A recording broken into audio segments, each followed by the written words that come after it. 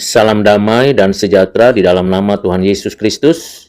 Mari kita lanjutkan kembali pembacaan dan renungan firman Tuhan dari Mazmur 78, ayat 12 sampai dengan ayat 16.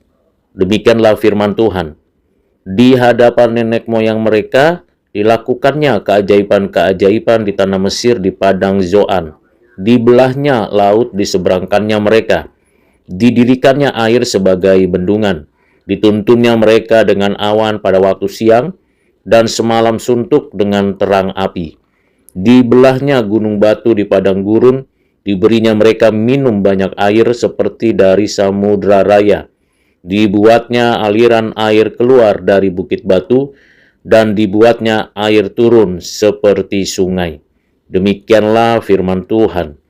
Saudara yang kekasih di dalam Kristus, kalau kita memperhatikan dengan cermat ayat 12 sampai 16 ini, pemazmur sedang menggambarkan karya dari Tuhan Allah atas umatnya, membebaskan umatnya dari perbudakan di Mesir.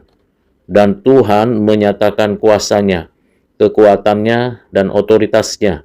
Dan tampaklah keajaiban di mana laut terbagi dua, umat Tuhan melintasi tanah kering di dalam laut itu, dan dituntunnya seluruh keberadaan umat Tuhan sepanjang perjalanan di padang gurun, waktu siang maupun waktu malam, dengan awan dan dengan terang api.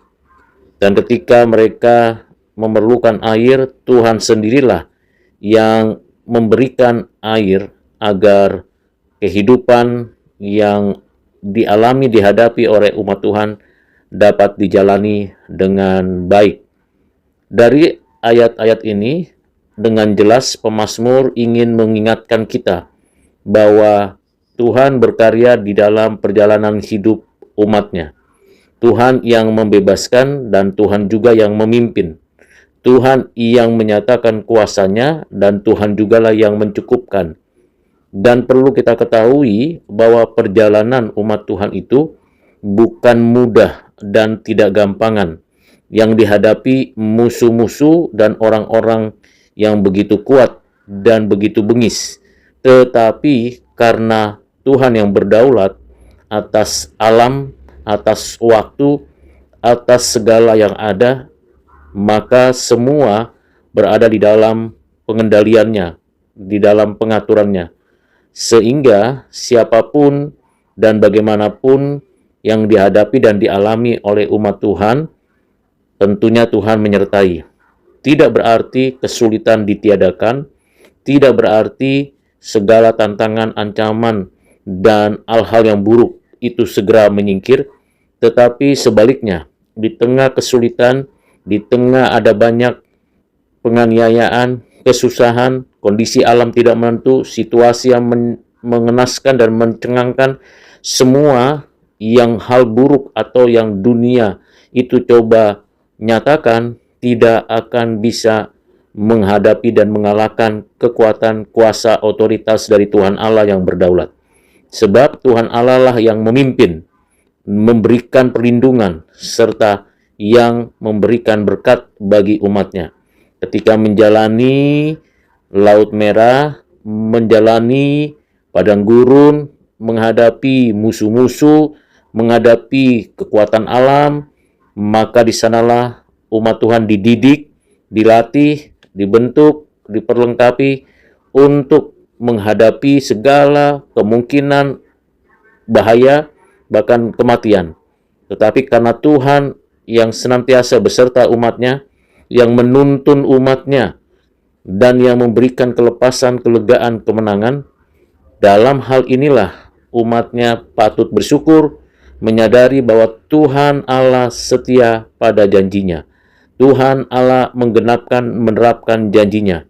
Dan Tuhan adalah Tuhan yang hidup dan yang memberi kehidupan kepada siapa saja yang bergantung, bersandar, berharap kepadanya. Saudara yang kekasih di dalam Kristus, dengan pengertian ini, maka kita selalu senantiasa mengarahkan pandangan kepada Tuhan yang ajaib, Tuhan yang berdaulat, dan Tuhan yang mengasihi. Kedua, kita menyadari bahwa tantangan, ancaman, godaan, gangguan tidak main-main. Khususnya bagi kita umat Tuhan, selalu ada hal tersebut. Namun pencobaan-pencobaan yang kita hadapi tidak melampaui kekuatan kita, dan kita dapat melakukan perlawanan terhadap kejahatan, kesusahan, kesulitan alam karena Tuhan yang kita andalkan. Bukan karena pengalaman kita, pengetahuan kita, keterampilan kita, tetapi karena Tuhan melindungi dan setia memberikan damai ketika berhadapan dengan segala kemungkinan kesulitan tersebut. Kiranya Tuhan menolong kita untuk hidup seturut dengan pimpinan Roh-Nya dan bagi kemuliaan Allah di dalam dan melalui anaknya Tuhan Yesus Kristus. Amin.